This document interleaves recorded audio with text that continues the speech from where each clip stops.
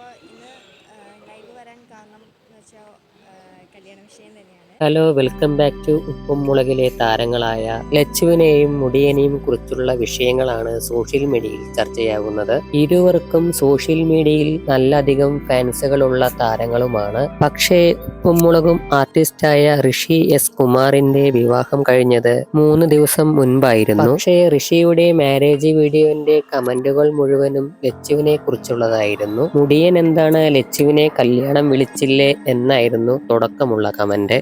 ഇരുവരും തമ്മിൽ പിണക്കത്തിലാണോ അതോ ലച്ചുവിനെ മുടിയൻ മനഃപൂർവ്വവും വിളിക്കാത്തതാണോ, ഇങ്ങനെയൊക്കെയായിരുന്നു വേറെയുള്ള കമന്റ്. ലച്ചു ഇൻസ്റ്റാഗ്രാമിൽ നിന്നും മുടിയനെ അൺഫോളോ ചെയ്തു എന്നുള്ളതായിരുന്നു ആരാധകരും പറയുന്നത്.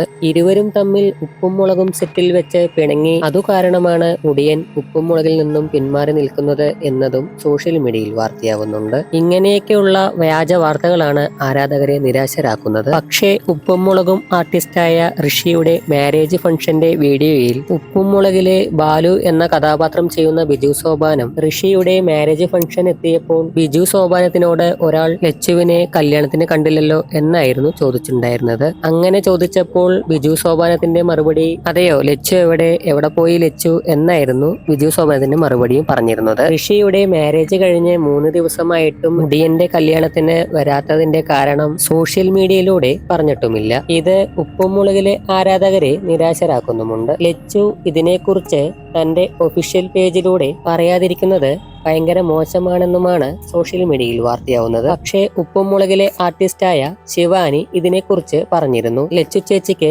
ഒഴിച്ചുകൂടാൻ പറ്റാത്ത ഒരു പ്രോഗ്രാം ഉണ്ടെന്നും പ്രോഗ്രാമിന് പോയ കാരണമാണ് കല്യാണത്തിന് പങ്കെടുക്കാത്തതെന്നും അതിനെക്കുറിച്ച് എനിക്ക് കൂടുതലൊന്നും അറിയില്ല എന്നായിരുന്നു മറുപടി. അതിനുശേഷം ലച്ചു തന്റെ ഇൻസ്റ്റഗ്രാമിൽ രാജസ്ഥാനിൽ നിന്നുള്ള ഒരു സ്റ്റോറിയും അപ്ലോഡ് ചെയ്തിട്ടുണ്ടായിരുന്നു. അപ്പോൾ അതിൽ നിന്നും മനസ്സിലാക്കാം ലച്ചുവിന് ഒഴിച്ചുകൂടാൻ പറ്റാത്ത ഒരു പ്രോഗ്രാം ആയിരുന്നുവെന്ന്. പക്ഷേ എനിക്ക് കിട്ടിയ വാർത്ത ലച്ചുവും മുടിയനും തമ്മിൽ യാതൊരു പ്രശ്നവുമില്ല. ലച്ചുവും മുടിയനും തമ്മിൽ സഹോദരി സഹോദരൻ സ്നേഹമാണെന്നും അത് ഇനിയും അതുപോലെ മുന്നോട്ട് പോവട്ടെ എന്ന് നമുക്ക് സന്തോഷിക്കാം. അപ്പോ ഈ വീഡിയോ ഇഷ്ടപ്പെട്ടവർ വീഡിയോയ്ക്ക് താഴെ നിങ്ങളുടെ അഭിപ്രായങ്ങളും ലൈക്കുകളും നൽകുക.